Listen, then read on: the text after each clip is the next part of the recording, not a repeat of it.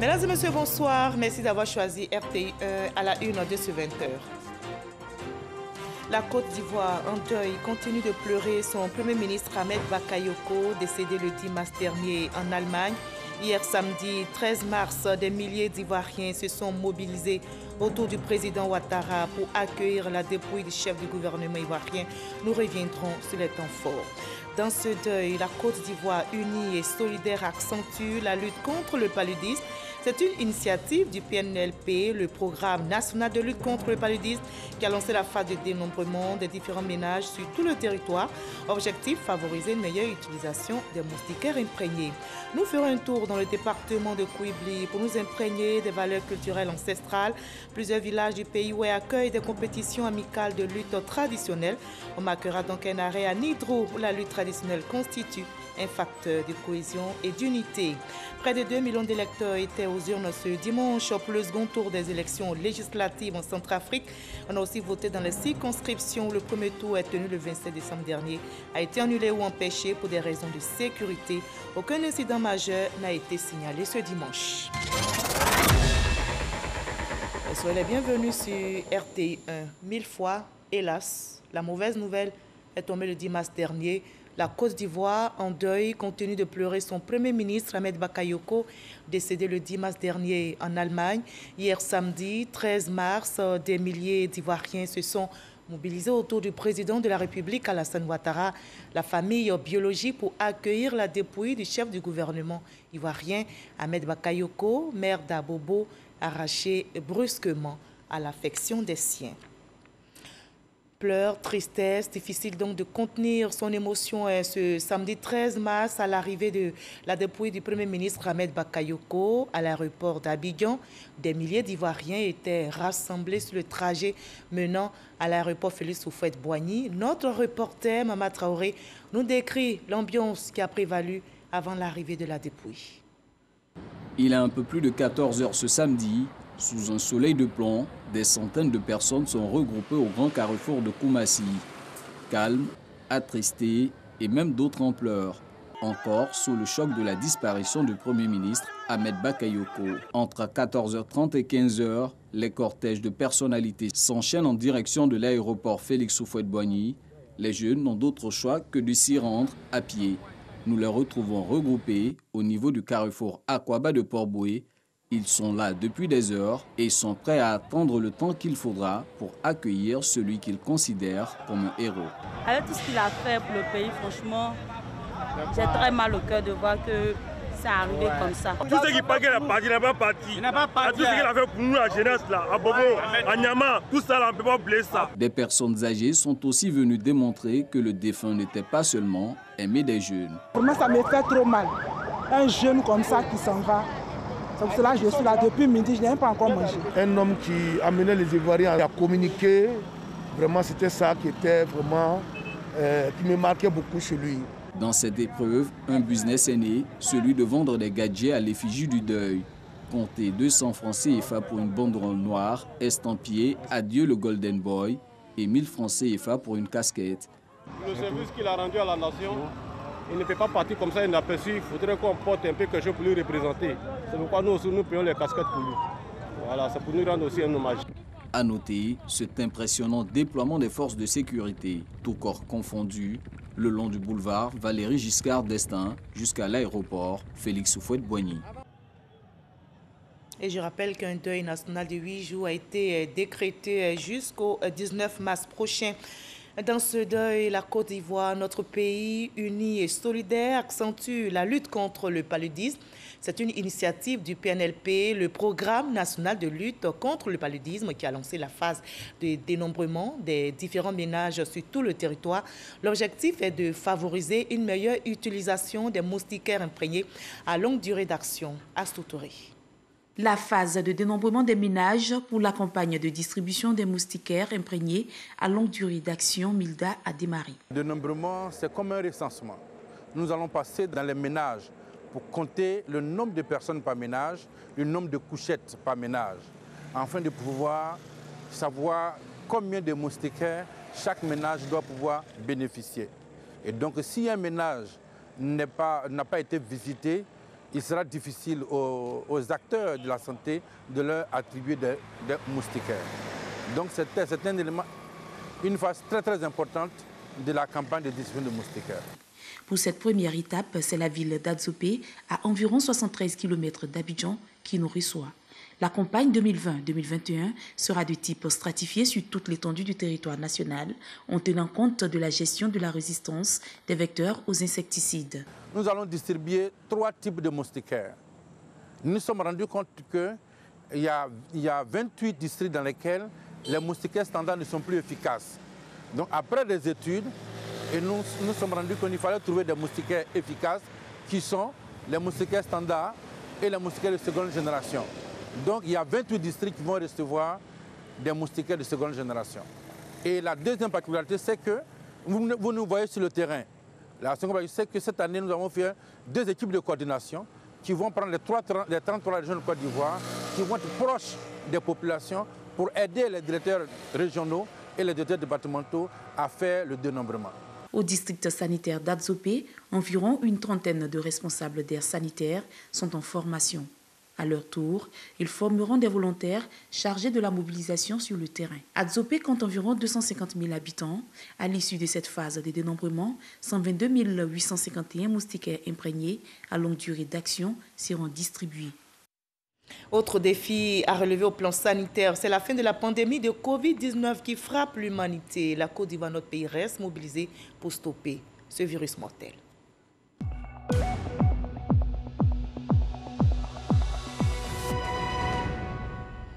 On ne baisse pas la garde dans l'observation des gestes barrières. Le coronavirus continue de circuler. Ce dimanche 14 mars, on dénombre dans notre pays 349 cas positifs sur 3288 échantillons prélevés, 485 nouvelles guérisons, 0 décès, 3354 cas actifs. Restons vigilants, préservons notre santé et celle des autres en observant scrupuleusement les gestes barrières. La lutte s'accentue dans notre pays avec l'arrivée des vaccins contre le coronavirus. La ministre Mariatou Koné donne l'exemple en se faisant vacciner. La ministre de la Solidarité, de la Cohésion sociale et de la lutte contre la pauvreté invite justement les cibles concernées par cette campagne à en faire de même afin de stopper la propagation de cette pandémie. Astou Touré. Mariatou Koné au centre de vaccination contre la Covid-19 du CHU de Cocody. La ministre de la Solidarité, de la Cohésion sociale et de la lutte contre la pauvreté est vaccinée contre la Covid-19, une pathologie qui fait à ce jour plus de 200 morts en Côte d'Ivoire. Par ce geste, elle veut encourager les personnes vulnérables à lui emboîter le pas. La pandémie à coronavirus est mortelle. C'est un petit virus qui est en train de décimer le monde. Et maintenant qu'il y a un vaccin, il faut donner l'exemple pour arrêter, pour arrêter l'hémorragie. Je suis juste venu faire mon vaccin pour montrer qu'il n'y a pas d'effet secondaire, pour montrer que ce n'est pas... Faire le vaccin protège et faire le vaccin va nous aider à arrêter la propagation de cette pandémie. Message reçu 5 sur 5 par Lazare Kounan-Kouakou, sexagénaire de 74 ans, colonel-major de la gendarmerie à la retraite. Pour nous qui présentons quelques maladies de vieillesse, nous venons pour essayer de nous protéger contre la maladie du siècle. Nous pensons qu'ils veulent nous protéger, qu'ils viennent nombreux se faire vacciner. Sont concernés par cette phase les agents de santé, les forces de défense et de sécurité, les personnes souffrant d'une pathologie chronique telle que l'hypertension et le diabète, les enseignants et les populations âgées de 50 ans au moins. Le FONSTI, Fonds pour la science, la technologie et l'innovation, veut se doter d'un plan stratégique performant afin de renforcer sa contribution dans le financement des projets de recherche scientifique et de l'innovation technologique en Côte d'Ivoire. Les experts du secteur étaient justement en conclave dans la ville historique de Grand Bassam pour affiner leurs idées et stratégies, nous rapporte Pagaso Rekoné de Madonji. Après 2 années d'exercice, le Fonds pour la science, la technologie et l'innovation, FONSTI, marque une pause pour faire le bilan de ses actions. La structure a été créée par ordonnance en juin 2018 dans le cadre de la mise en œuvre du programme d'appui stratégique au financement des projets de la recherche scientifique PASRES et à encourager la création d'entreprises de recherche en vue de contribuer à la création d'emplois. Nous avons besoin d'un plan stratégique pour guider nos actions. Ce plan stratégique permettra au pouvoir public d'évaluer le travail qui sera effectué pour les 5 prochaines années. Plusieurs projets de recherche sont financés chaque année par FONSTI pour un montant de 30 à 75 millions de francs CFA par projet. Au thème de cet atelier, les experts vont élaborer un plan stratégique permettant à la structure d'apporter un soutien financier adéquat dans le financement de la recherche scientifique et de l'innovation technologique en Côte d'Ivoire. Il est important que les activités au niveau de la recherche et de l'innovation soient soutenues. Tous les partenaires regrettent la faiblesse de l'innovation dans le secteur privé ivoirien.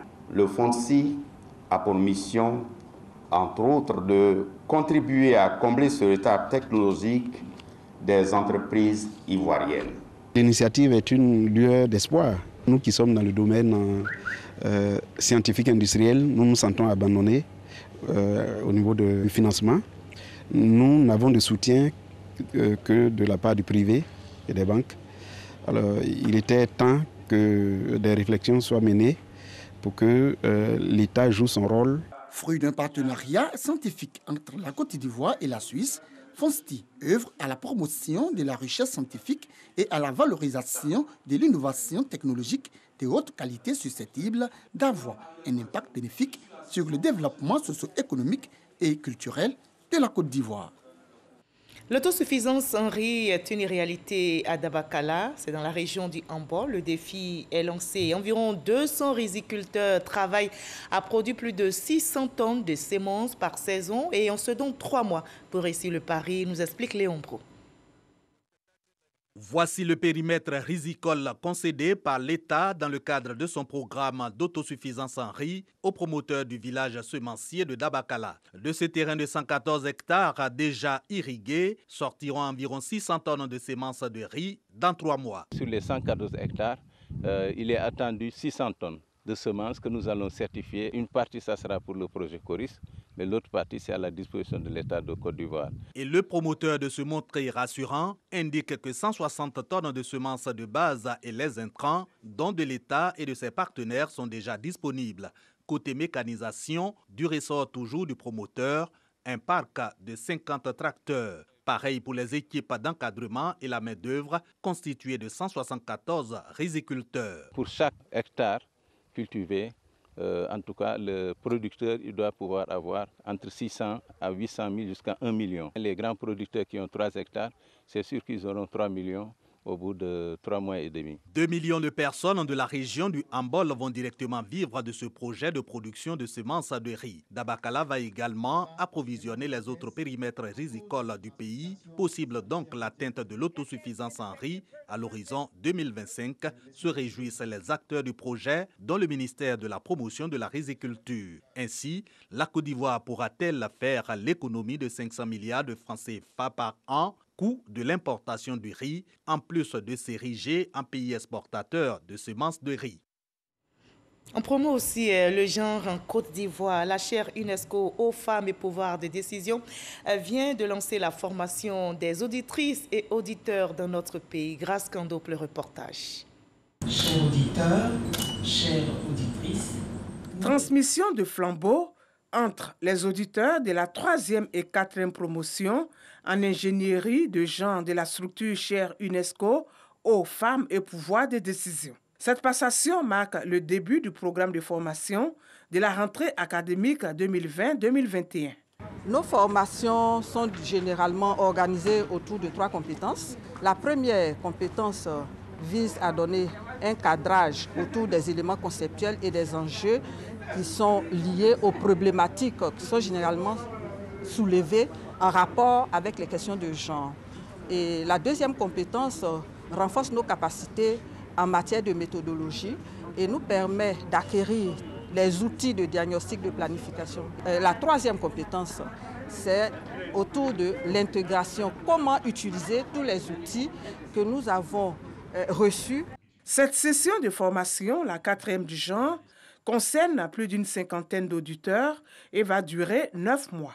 Nous nous sommes rendus compte que pour réussir la gestion durable des forêts, des ressources fauniques et des ressources en eau, il faudrait que les populations soient prises en compte. Donc, prendre en compte les hommes, prendre en compte les femmes. Nous attendons que cette formation-là puisse nous aider à mieux comprendre le concept du genre et pouvoir vraiment développer des projets qui vont permettre aux hommes et aux femmes vivant en Côte d'Ivoire de pouvoir prendre part pleinement au développement forestier que nous faisons. La place accordée à la femme doit s'agrandir ou élargir le champ d'horizon. Nous, dans notre domaine particulier de la sécurité sociale, on s'intéresse aux populations défavorisées. Et il faut dire que dans notre pays, les femmes occupent une grande place dans ces populations défavorisées-là. Et donc les intégrer dans notre prise de décision nous permettra de mieux assurer nos missions. Le programme de formation en ingénierie de genre vise à impulser une nouvelle dynamique quant à la prise en compte de l'approche genre dans les programmes et projets. La formation en ingénierie du genre vient combler un vide en termes de renforcement de capacités techniques pour agir avec des outils pratiques. Ça nous permettra de changer la manière de faire le développement. Le but final, c'est d'avoir un développement durable et équitable, ou bien une société performante et rentable.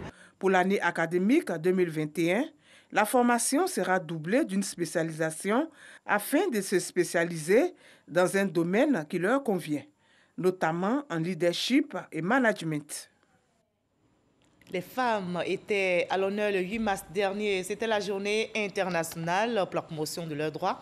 Et dans la droite ligne de cette célébration, Herman Guivet a reçu Mme Florence Tano, directrice du genre et de l'équité au ministère de la Famille, de la Femme et de l'Enfant, au magazine du dimanche, au journal de 13h. Ils ont évoqué les droits de la femme, les acquis et les défis. Je vous propose un extrait pour vous faire une idée. Ce n'est pas une fête, c'est une commémoration de certaines femmes qui ont fait un combat et aujourd'hui nous conduit à avoir des congés de maternité, avoir des congés payés.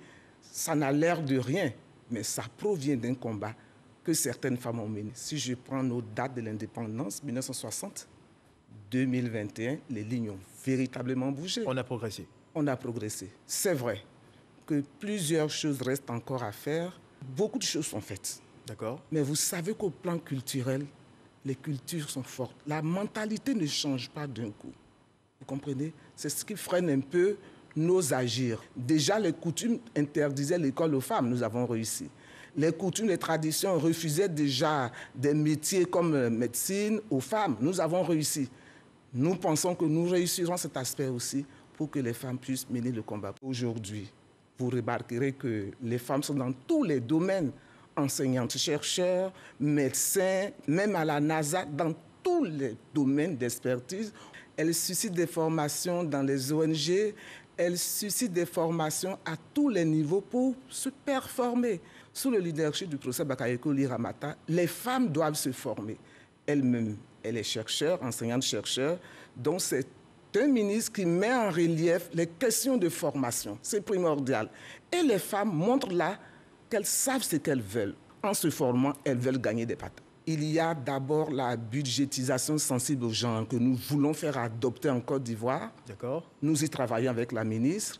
Il y a aussi notre document national de politique genre que nous sommes en train de réviser pour qu'il prenne en compte les questions actuelles qui intègrent les questions de pandémie. D'accord. Nous avons aussi la formation à poursuivre, surtout au niveau des jeunes. Nous voulons renouveler la classe politique féminine. Nous voulons déjà formater nos jeunes élèves, nos jeunes étudiantes sur les questions politiques, sur les questions de leadership, pour qu'on n'ait plus à faire des séminaires qui coûtent de l'argent, qui coûtent cher, pour que déjà nous puissions les accompagner sur le plan pratique. Voilà, et la formation elle doit se poursuivre puisqu'on ne finit pas d'apprendre à l'école de la vie. Et justement, les femmes du secteur de l'éducation nationale ont été enseignées sur leur promotion économique et sociale. C'était lors de la journée internationale des droits de la femme célébrée le 8 mars dernier. Didier Nguessan. Événement festif et riche en enseignements, la célébration de la Journée internationale des droits de la femme à la mutuelle des personnels du ministère de l'Éducation nationale, MUPE-MENEPSI. Plus la présence féminine est forte, plus les sociétés gagnent en performance, en croissance et en productivité. Cela signifie que les entreprises doivent d'abord accepter de recruter les femmes en leur sein pour qu'on puisse parler bien évidemment de promotion des femmes en entreprise. Ce que votre directeur a fait. Venues nombreuses, les braves femmes de la MUP-MENEPSI, qui représentent environ 50% du personnel, ont été instruites par la conférencière Sangaré Mada sur la promotion économique et sociale de la femme face à la COVID-19 pour une Côte d'Ivoire plus égalitaire. Les femmes sont en première ligne face à la crise de Covid-19 en tant que professionnelles de santé, pourvoyeuses de soins, innovatrices, organisatrices communautaires et pour certaines, en tant que dirigeantes nationales, figurant parmi les leaders les plus exemplaires et les plus efficaces dans la lutte contre la pandémie. Dynamique femme de la MUP-MENEPSI, continuez à remplir votre devoir sans le moindre complexe. Votre mission est divine, car grâce à vous, nous sommes forts face à toutes sortes d'événements malheureux, y compris face à la COVID-19, dont nous souhaitons la fin définitive. Le PCA de la mutuelle, Michael Boko, a saisi cette occasion pour renouveler son admiration à la gente féminine de la MUP-MENEPSI, sans oublier de les encourager à poursuivre leur mission professionnelle avec dévouement. Je vous invite à présent dans l'ouest montagneux de la Côte d'Ivoire, où plusieurs villages du pays web, vous allez le voir, accueillent des compétitions amicales de lutte traditionnelle. Contrairement au Sénégal ou au Niger, aucune récompense n'est décernée aux lutteurs vainqueurs. Seule satisfaction, la joie des communautés dont les représentants ont démontré la suprématie de leurs muscles. Au-delà de la promotion des valeurs culturelles ancestrales, la lutte traditionnelle constitue aujourd'hui un facteur de cohésion, notamment pour ceux du département de Koubli. On marque un arrêt à Nidrou avec Walter Madou Ouattara.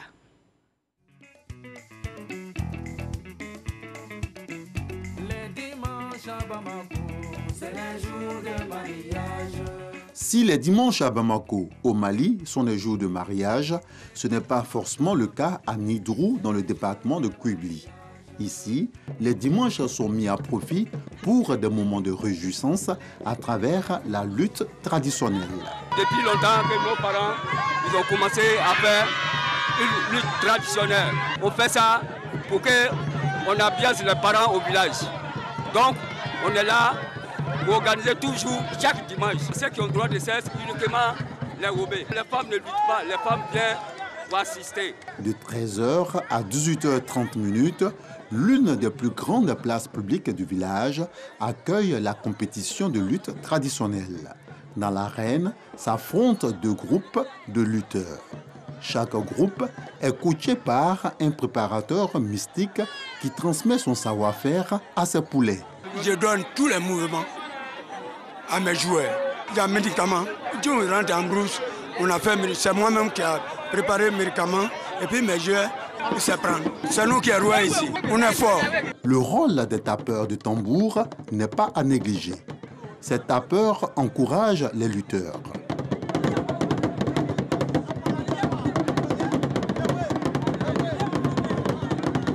Lors des combats, il nous a été donné de remarquer les surveillants de l'espace de bataille. À l'aide de chicottes, ils maintiennent l'ordre et usent parfois de gestes effrayants afin de faire respecter les limites du rectangle. La lutte traditionnelle à Nidrou, c'est aussi les supporters qui mettent l'ambiance à chaque victoire.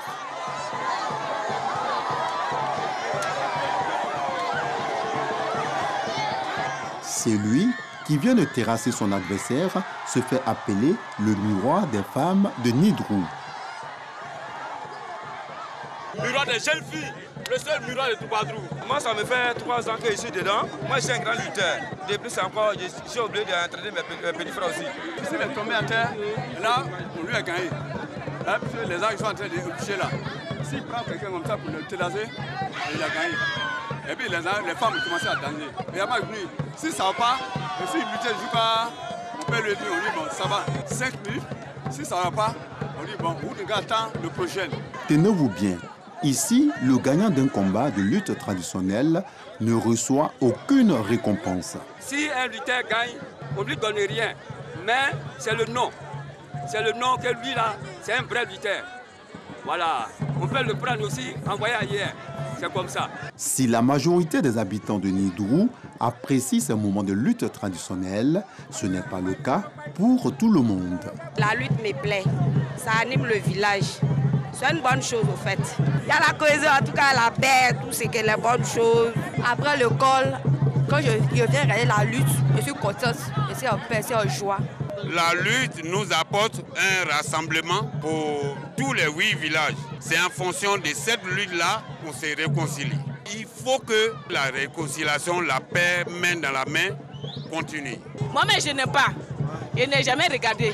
C'est ma première fois de venir. De toute façon, je vois qu'ils sont à taper les gens, puis faire que moi, ça me fait mal. Ils vont te faire tomber ton bras qui va se casser. Ou même c'est ton cou qui va faire tout. Ça ne connaît pas. Pour notre part, nous retenons que ces combats mobilisent les communautés villageoises sans distinction d'ethnie ni de bord politique.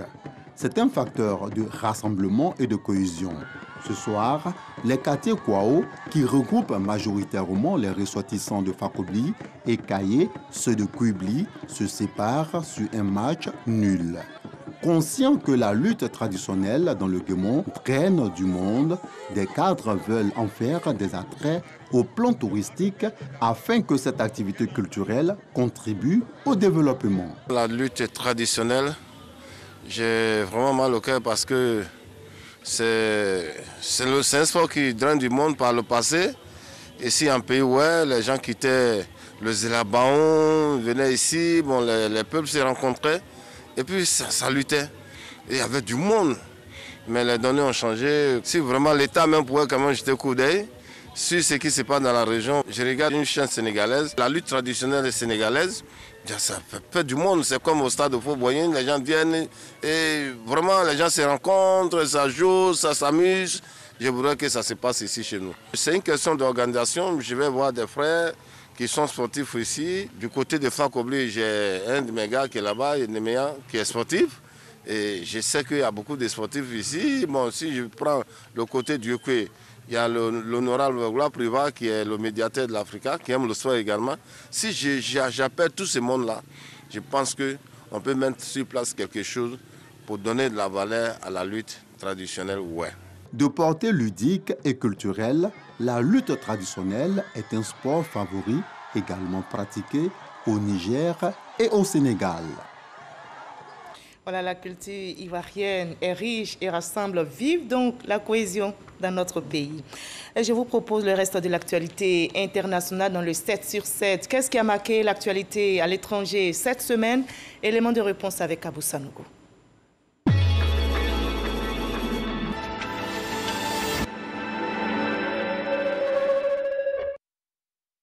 La ville de Bata, capitale économique de la Guinée équatoriale, a été secouée par une série de puissantes explosions d'un dépôt d'armes et de munitions dans un camp militaire.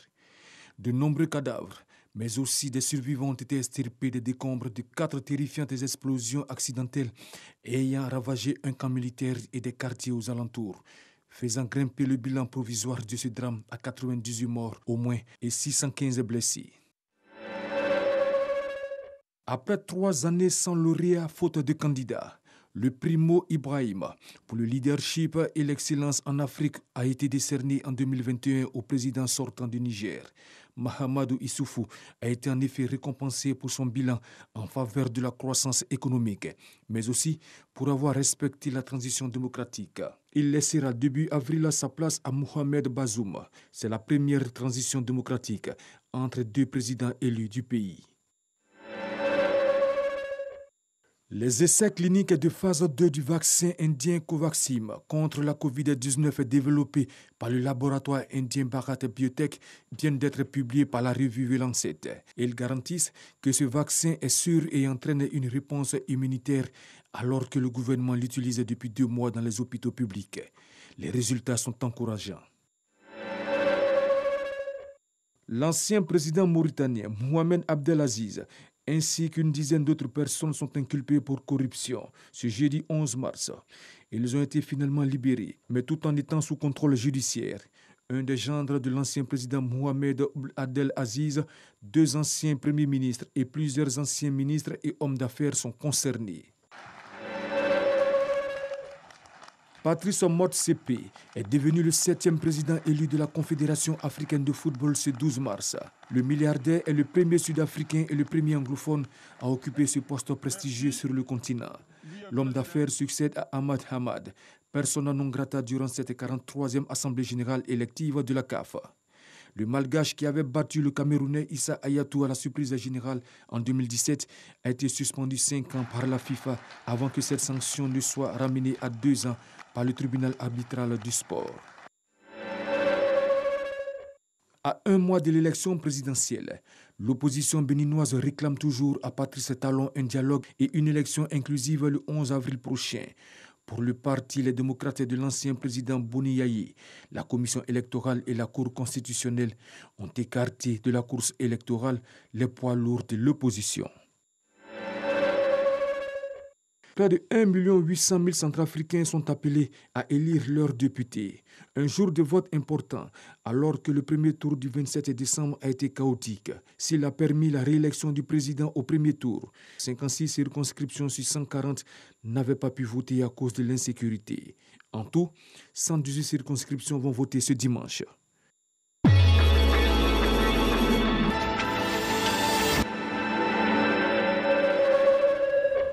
Voilà, ainsi va le monde. Ce journal a été supervisé par Michel Mambo. Merci à toute l'équipe technique et à vous. L'actualité revient à 23h avec Abdoulaye Koné. Demain 20h, retrouvez Fatou Fofana. On reste unis et solidaires dans ce deuil que nous frappe. Prenez soin de vous.